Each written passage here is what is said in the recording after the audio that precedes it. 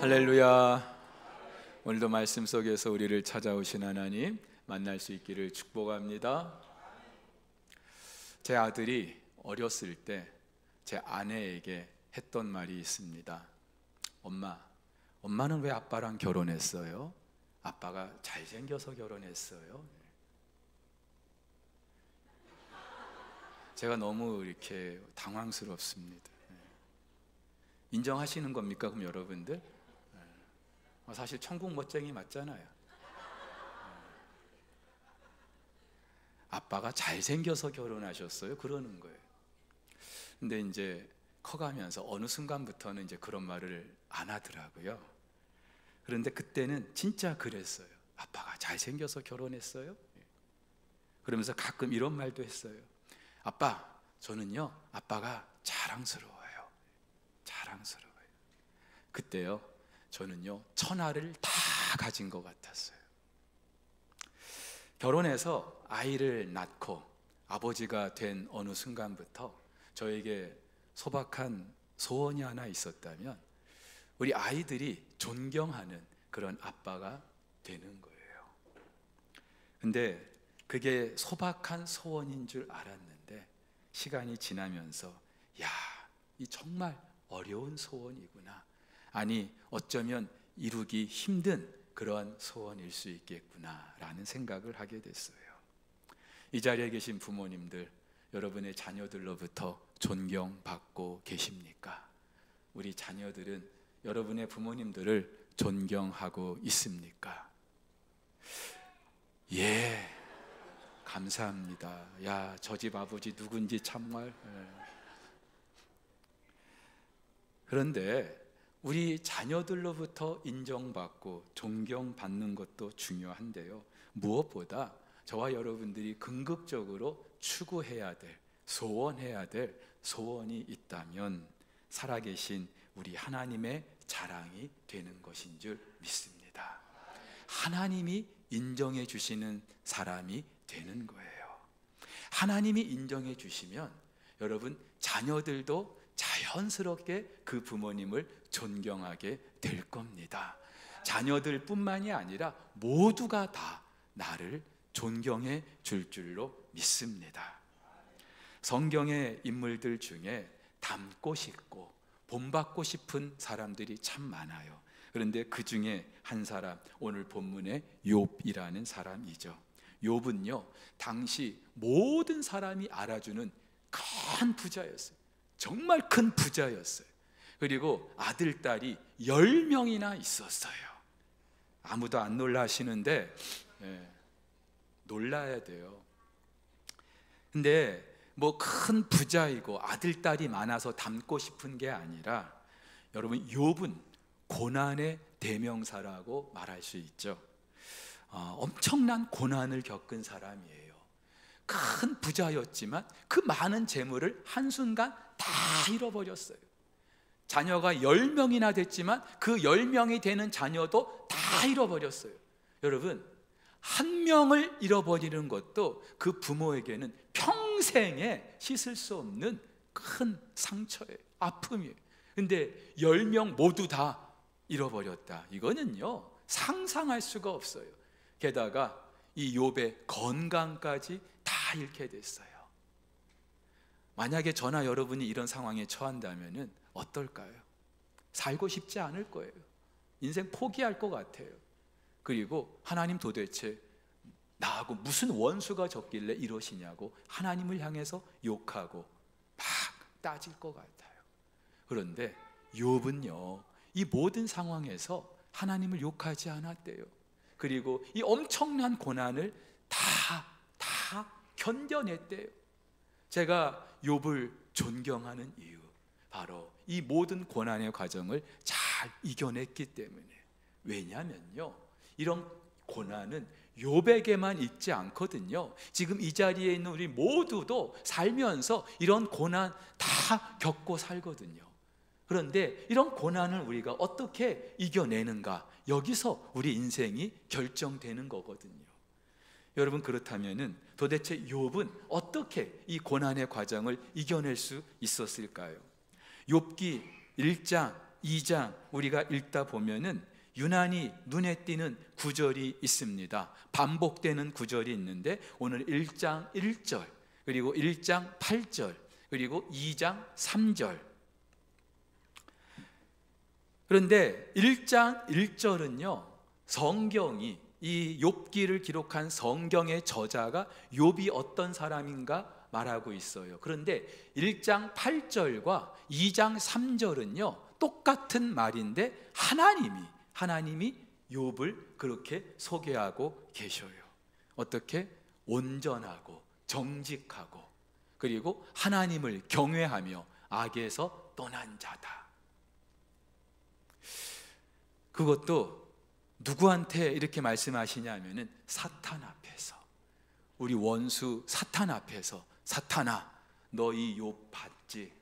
욥처럼 온전하고 정직하고 하나님을 경외하고 악에서 떠난 사람 너 봤어? 자랑하는 거예요. 여러분, 성경을 읽다 보면은 그 사람이 어떠한가에 대해서 성경이 이렇게 소개한 구절들이 덜어 있어요. 노아는 이렇게 말하죠. 노아는 의인이고 당대의 완전한 사람이었다. 또 모세를 일컬어서 이 사람 모세는 온유함이 지면의 모든 사람보다 더했다. 그리고 야베스도 그의 형제보다 귀중한 자다. 그렇게 소개하고 있습니다. 성경이 그렇게 소개하는 거예요. 그런데 하나님이 직접, 그것도 원수 사탄 앞에서 야! 이 욥처럼 온전하고 정직하고 하나님을 경외하고 악에서 떠난 사람 봤어? 이렇게 자랑하는 사람은 욥밖에 없는 것 같아요. 여러분, 살면서 누군가 나를 칭찬해 주면 기분이 좋아요? 좋죠?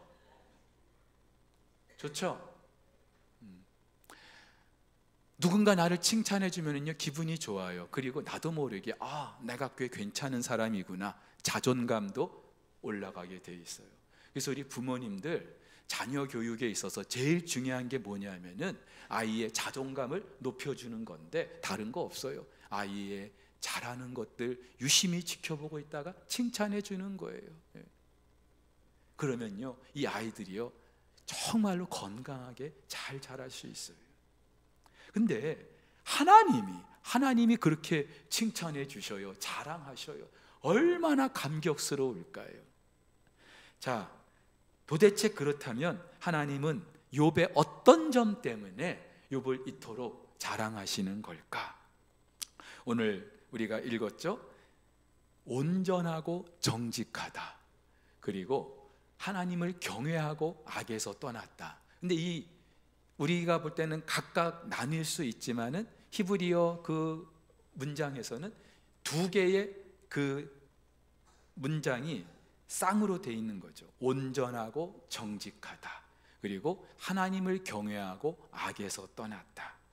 온전하다는 것은 흠이 없다는 거예요. 구약에 하나님께 드리는 제물을 말할 때 흠 없고 점 없고 깨끗한 그 제물, 그것을 온전하다. 그런데 성경이 이 온전하다라고 하는 것을 사람에게 사용할 때는요 그가 항상 하나님과 동행했다, 하나님과 함께했다라고 말할 때 사용하고 있어요. 노아가 그랬어요. 노아는 의인이고 당대의 완전한 자라, 온전했다 이 말이에요. 그가 하나님과 동행하였다, 그렇게 말하고 있어요. 또 정직하다 이 말은요 뭐 거짓말 안 하는 정도라고 생각할 수 있겠죠. 근데 성경에서 이 정직이라는 단어와 함께 따라오는 그런 구절이 있는데 하나님 말씀에 순종하는 거죠. 그래서 다윗을 일컬어 이렇게 말합니다. 내 종 다윗이 내 명령을 지켜 전심으로 나를 따르며 나 보기에 정직한 일만 행하였다. 정직은 다른 게 아니라 하나님의 말씀에 순종하는 거라고요. 또 하나님을 경외한다. 구약 성경에 지혜서라고 있어요. 다시 말해서 이 세상을 살아가는 삶의 처세술, 그 지혜를 다루고 있는 책이 몇 권 있는데 이 욥기도 그 중에 대표적인 책이거든요. 그런데 이 욥기서에서 이 욥을 일컬어 하나님을 경외하는 사람이었다. 그러면서 이 욥은 악에서 떠난 사람이다. 악에서 떠났다. 죄를 짓지 않았다는 거예요. 자, 이렇게 말하면은 야, 욥은 하나님이 칭찬하실 만하네. 나 같은 사람하고는 비교할 바가 되지 않네. 야, 욥은 인삼 먹고 나는 무밖에 못 먹어서 그러나 보다. 욥은 금수저고 나는 흙수저라서 그런가 보다 하면서 우리가 포기할 수 있어요. 근데 여러분, 성경이 이렇게 욥에 대해서 말하는 이유는 봐, 욥이 이런 사람이야. 니들은 깜도 안 돼. 까불지 마. 너희는 비교도 안 돼.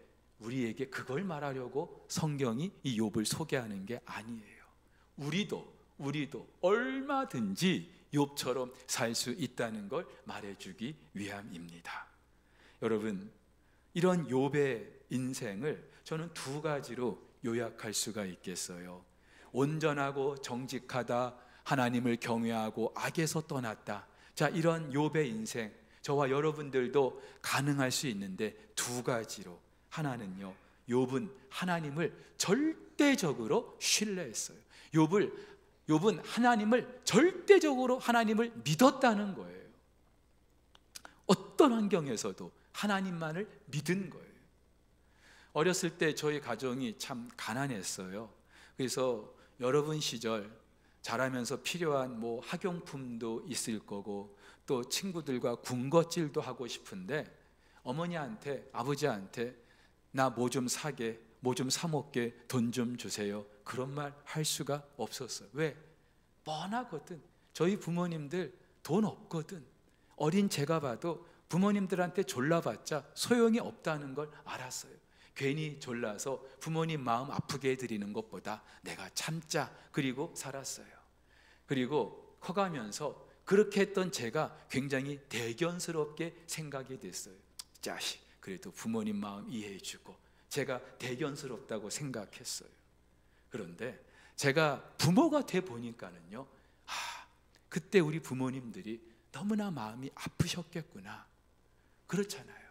우리 부모님들, 자식이 부모님을 신뢰해 준다며, 그래서 엄마 아빠에게 뭐든지 부탁하면 다 들어줄 수 있다는 그런 믿음이 있어야 될 텐데, 설령 나는 그렇게 해주지 못한다 할지라도 우리 아이들이 나를 그렇게 믿어주면 참 좋을 텐데, 그렇지 않겠어요? 우리 아이들도 마찬가지예요. 어렸을 때는 엄마 아빠가 슈퍼맨이라도 되는 것처럼 뭐든지 다 달래, 사달래. 근데 어느 순간부터 그런 말을 안 하더라고요. 딱 봐서 우리 아빠가 해줄 만한 것, 그것이 있으면 그런 말을 하고, 그렇지 않으면 아예 포기를 해버리더라고요. 그런데 여러분, 하나님도 그런 분인가요? 하나님도 우리가 딱 판단해가지고 이 정도는 주시겠지, 그래서 우리가 구하고, 내가 봐도 이건 안 될 것 같아, 포기하자. 하나님도 그런 분인가요? 천만에요, 천만에. 하나님은요, 전능하신 분이에요. 하나님은요, 우리가 무엇을 구해도 다 주실 수 있는 분인 줄 믿습니다. 하나님은요, 온 우주 만물을 지으신 분이셔요. 그 하나님께서 무엇을 우리에게 아끼시겠습니까? 못 주시겠습니까? 그 하나님을 여러분들은 얼마나 믿고 있습니까? 얼마나 신뢰하고 있습니까? 여러분, 그래서 성경도 이렇게 말해요. 히브리서 11장에 믿음이 없이는 하나님을 기쁘시게 하지 못하나니 하나님께 나아가는 자는 반드시 그가 계신 것과 또한 그가 자기를 찾는 자들에게 상 주시는 이심을 어떻게 해요? 믿어야 할지니라. 여러분, 하나님은요, 우리가 착한 일 하고 예쁜 짓 하고 그때 우리를 기뻐하시는 게 아니라 당신을 믿어줄 때, 당신을 신뢰할 때 하나님은 가장 기뻐하시는 줄 믿습니다. 여러분, 하나님께서 정말 기뻐하셨던 사람들은요, 성경을 봐도 이렇게 하나님을 절대적으로 믿었던 사람이에요. 하나님께서 어느 날 노아에게 노아야 방주를 지어라, 방주를 지으래요. 바다가 가까운 곳도 아닌데, 그리고 대명천지에 갑자기 방주를 지으래요.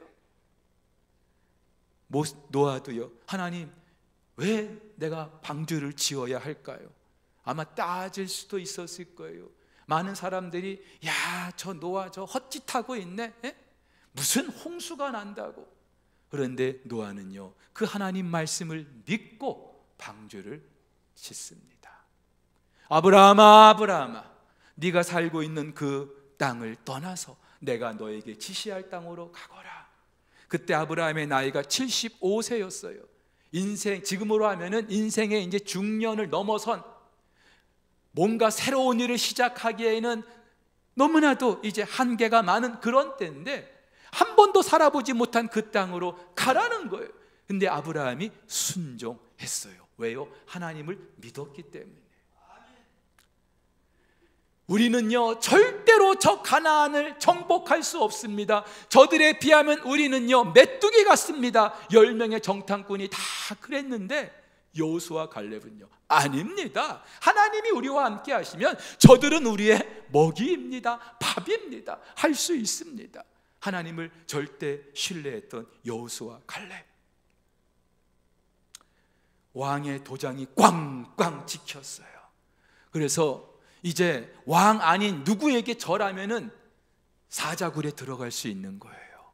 그런데도 그것을 알고도 예루살렘을 향하여 기도했던 다니엘도 하나님을 믿었기 때문이죠. 왕이 아니라 하나님이 더 크신 분이라는 걸 믿었기 때문에. 사랑하는 우리 성도 여러분, 우리 주일학교 친구 여러분, 하나님이 인정해 주시는 사람은 공부 잘한다고요? 뭐 운동 잘한다고요? 사람은 그럴 수 있지만 하나님이 인정해 주시는 사람은 하나님 당신을 온전히, 하나님을 신뢰하는 사람인 줄 믿습니다. 욥이 그랬어요. 그래서 욥이 그 엄청난 고난을 당했을 때 이렇게 고백합니다. 내가 모태에서 알몸으로 나왔사온즉 또한 알몸이 그리로 돌아가올지라. 주신 이도 여호와시요 거두신 이도 여호와시오니 여호와의 이름이 찬송을 받으실지니이다. 여러분, 이런 고백할 수 있겠어요? 지금 여러분들이 누리고 있는 것 여러분 거 아니에요. 착각하지 마세요. 여러분의 부모님 것도 아니에요. 하나님이 주신 거예요. 여러분, 이거 인정하시기를 축복합니다. 이거 인정 못하면 우리의 믿음은 한 발짝도 나갈 수가 없어요. 내게 있는 모든 것은 다 하나님 주신 거예요. 건강도, 지식도, 또 가족들도, 돈도 다 하나님 주신 거예요. 그런데 하나님이 주셨는데 주인이 어느 날 가져간대. 그러면 어떻게 해야 돼요? 좀 섭섭하긴 하죠, 솔직히. 하지만 주인이 가져간다는데. 여러분, 전세 2년 살다가 당신 이제 나가. 그럼 어떻게 해요? 나가야죠. 근데 욥은요, 뭐라고 고백합니까? 하나님 맞습니다. 내게 주신 것도 하나님이시죠. 가져가신 분도 하나님이시죠. 하나님만이 영광을 받으십시오. 이 모든 일 하나님이 하셨다는 걸 알았던 거예요. 심지어 그가 극도의 그런 고통 속에 이제 정말 나는 죽겠구나. 우리 죽음 앞에서 내 신앙의 정체가 드러나는 거예요. 여러분, 내 신앙이 가짜인지 진짜인지 언제 드러나나 하면은 죽음 앞에서 이제 죽는구나. 죽기 싫어서 벌벌 떨면서 믿지 않는 사람들처럼 그렇게 처신하면은요, 그 사람의 믿음은 가짜일 수 있어요. 근데 욥은 죽음 그 직전에도 이렇게 고백합니다. 내가 알기에는 나의 대속자가 살아 계시니 마침내 그가 땅 위에 서실 것이라. 내 가죽이 벗김을 당한 뒤에도, 죽은 뒤에도, 내가 육체 밖에서 죽은 후에도 내가 여전히 우리 하나님을 볼 것입니다. 내가 죽은 후에도 여전히 하나님은 나의 하나님이십니다. 고백하는 거예요. 한마디로 욥은요, 살아 있을 때도 그랬고 죽어도 하나님은 나의 하나님입니다. 그 믿음을 가졌던 거예요. 하나님이 얼마나 기뻐하셨을까요? 아들이 아빠 자랑했으니까 저도 아들 자랑 하나 할게요. 아들이 6살 때입니다. 마침 큰 태풍이 몰려오고 있었어요. 해마다 태풍 오잖아요. 근데 그 전해 매미라고 들어보셨나 여러분? 태풍 매미. 엄청난 피해를 주었던 그 매미가 한번 이 부산도 굉장히 초토화됐어요. 그런 경험이 있기 때문에 또 이 태풍이 올라온다고 하니까 모두 다 긴장하고 있어요. 근데 참 감사하게 이 태풍이 한반도를 향해 올라오다가 저수온대, 이게 열대성 저기압인데 온대성, 그 저수온대를 만나서 이게 태풍이 사라져 버린 거예요. 얼마나 다행입니까? 그래서 그 다음날 아침 저희 가족이 밥 먹는 자리에서 야, 태풍이 사라졌대, 참 감사하지? 그렇게 이제 이야기를 주거니 받거니 하고 있는데 제 아들 녀석이요, 대뜸 이러는 거예요. 그거 내가 어젯밤 기도해서 없어진 거예요. 그 태풍 내가 기도해서 없어진 거예요. 그러는 거예요. 저는 순간 제 귀를 의심했어요. 뭐라고? 네가 기도했다고? 웃기는 소리 하고 있네. 목사인데도 아들의 그 말이 처음에 믿어지지 않았어요. 근데 이 아이는요, 정말 진지하게 장난기 하나도 없이 자기가 기도해서 그 태풍이 없어졌다는 거예요. 저는 그때 하나님한테 망치로 한 대 꽝 얻어맞는 것 같았어요. 야 이놈아, 너 목사라면서 너는 이 어린 아이만큼도 나를 믿지 못하니? 그 아이는요, 그 어린 마음에 자기가 기도하면은 이 태풍 하나님이 사라지게 해줄 걸로 믿었어요. 하나님은 이 믿음을 바라고 계시는 거예요. 여러분, 그래서 우리 부모님들이요, 뭔가 응답받고 싶으신 게 있으면 애들 시키세요. 애들은 의심 안 하거든요. 믿거든요. 근데 무엇을 말합니까? 하나님은 당신을 있는 그대로 믿어주기를 원하시는 거예요. 또 하나, 욥이 칭찬을 받을 수 있었던 이유, 하나님을 경외해서 악에서 떠났다고 하는데, 여러분 사실 좀 사실성이 떨어져요. 하나님을 경외했다는 거는 이해하겠어요. 근데 악에서 떠났다? 죄를 하나도 짓지 않았다? 실제로 욥은요, 그 큰 고난 속에서도 죄를 범하지 않았다.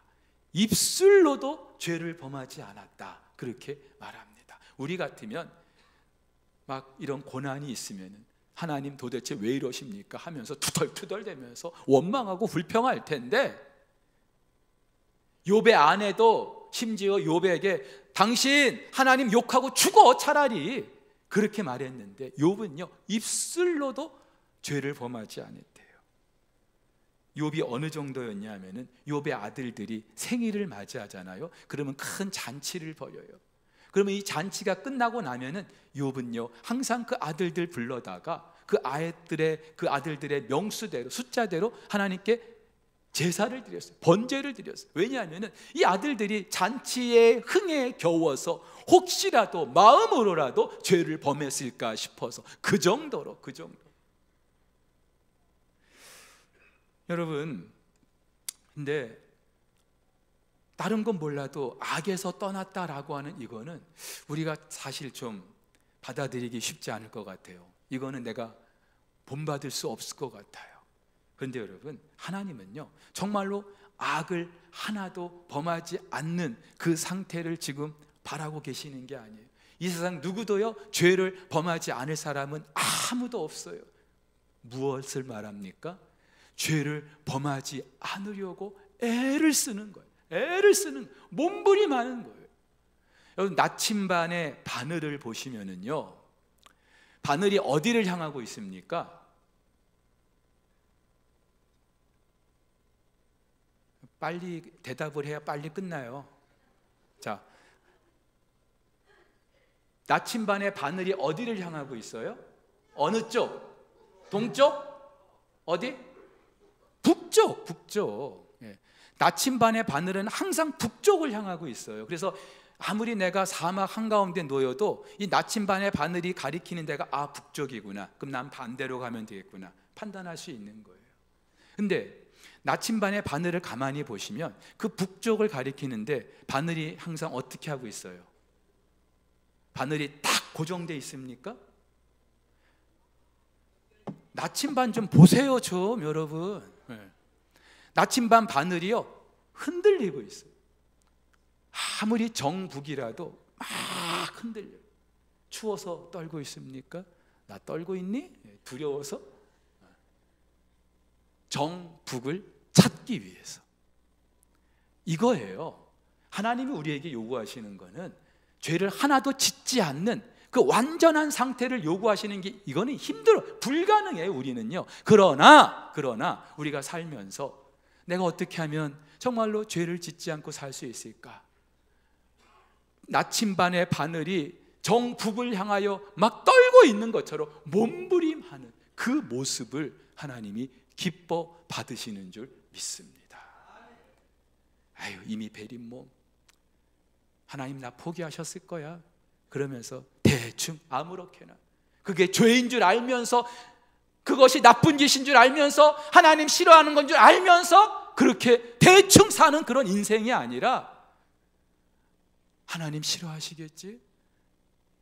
내가 비록 잘못했지만 그래 이제부터라도 내가 한번 잘 살아보자, 그렇게 애를 쓰는 거예요. 몸부림하는 거예요. 그러다가 또 넘어질 수 있어요. 또 쓰러질 수 있어요. 괜찮아요. 그래도 내가 다시 정북을 찾아가려고 애쓰는 것처럼. 여러분, 그렇다면은 우리가 어떻게 하면 하나님을 온전히 믿을 수 있겠고, 어떻게 하면 악에서 떠난 그 삶을 살 수 있을까요? 하나님을 사랑하면 돼요. 하나님을 사랑하면 돼요. 여러분, 사랑하는 사람이 있으면은요, 그 사람 앞에서 우리는 딴 사람이 돼요. 사랑하는 여인이 있어요. 사랑하는 남자가 생겼어요. 그 사람 앞에서는요, 정말 잘 살아보려고, 잘 보이려고 하잖아요. 마찬가지로 우리가 하나님을 사랑하면은요, 누가 시키지 않아도 하나님을 믿게 돼 있어요. 누가 시키지 않아도 악에서 떠난 삶을 살려고 애쓸 수 있어요. 근데 어떻게 하나님을 사랑해요? 뭐가 하나님 사랑하는 거예요? 여러분, 사랑의 5가지 언어가 있어요. 사랑을 받고 있다는 그런 5가지 방법이 있는데, 선물을 받을 때, 누군가 나에게 봉사할 때, 그리고 누군가 나에게 인정하는 말을 해줄 때, 칭찬할 때, 또 스킨십, 머리를 쓰다듬어 주거나 안아주거나, 그럴 때 아, 내가 사랑받고 있구나 느낄 수 있어요. 근데 우리 하나님 사랑의 언어는요, 함께 해주시는, 함께 하는 거예요. 하나님과 함께 하는 거예요. 아까도 말씀드렸죠? 하나님이 기뻐하시는 사람들의 공통점이 뭐라고요? 하나님과 동행하는 사람이었어요. 여러분, 에녹 아시죠? 에녹은요, 성경에 보니까 한 일이 하나도 없어. 그냥 300년 동안 하나님과 동행했대. 그런데 그 에녹을 하나님이 데려가셨어요. 제가 성경을 읽으면서 왜 하나님이 이 에녹을 데려가셨을까? 하나님이 정말 우리에게 말씀하시는 게 뭘까? 우리는 뭐 이 땅에서 큰 일을 이루고 대단한 일을 이루면 하나님 기뻐하실 것 같은데 아니에요. 하나님은요, 단 하나, 우리가 하나님과 함께 하는 걸 원하셔요. 여러분, 이걸 우리가 어떻게 적용할 수 있겠어요? 어떻게 우리가 하나님과 함께 할 수 있어요? 말씀과 기도. 한번 따라해 보시죠. 말씀과 기도.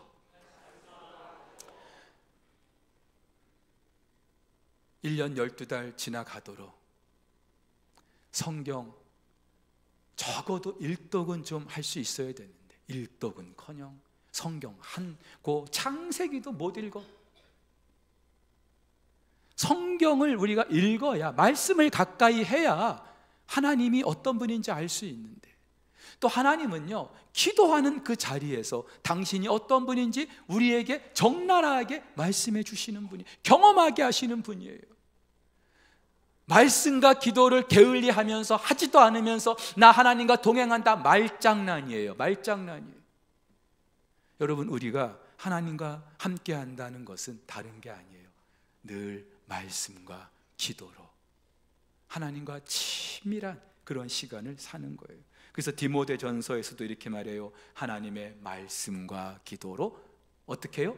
거룩하여짐이. 이 거룩하여진다는 것은 뭐 이렇게 막 목소리 걸걸하고 그런 게 아니라 하나님을 닮아간다는 거예요. 여러분, 부부도 같이 살다 보면 닮아가요. 예, 같이 있다 보니까. 마찬가지로 우리도 하나님과 함께 하면은 하나님을 닮아가게 돼 있어요. 그리고 그 하나님을 닮게 되면은 저와 여러분들은 어느 순간 욥과 같은 그런 인생을 살 수 있는 줄 믿습니다. 저도 자식을 키워보니까 자식은요, 그냥 그 존재만으로도 부모의 기쁨이에요. 이 아이가 똥오줌을 싸도 밖에 나가서 나쁜 일을 해도 그냥 그 존재 자체만으로 기쁨이에요. 공부를 좀 못해도 괜찮아요. 근데 우리 하나님도 우리의 존재 자체만으로 우리를 기뻐하셔요. 왜냐하면 우리는요, 하나님의 독생자 예수 그리스도의 핏값으로 우리가 하나님의 자녀가 됐거든요.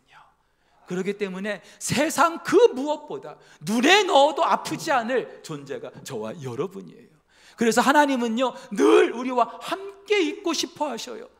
너무 사랑하니까, 너무 예쁘니까 늘 함께 하고 싶은 거예요. 그래서 우리 할아버지 할머니들 손주 보고 싶으면은요, 화상 전화 하잖아요. 아무개 좀 보여줘봐라. 보고 싶은 거예요. 사랑하는 우리 성도 여러분, 또 오늘 수료하는 모든 친구 여러분, 하나님이 자랑하는 그런 삶을 우리가 한번 좀 살아보기로 결단할 수 있는. 근데 이게 그렇게 어려운 게 아니에요. 하나님과 늘 함께 하면은 하나님이 저와 여러분을 자랑하게 될 줄로 믿습니다. 2025년 그렇게 하나님과 함께하는 저와 여러분 될 수 있기를 축복합니다. 축복합니다.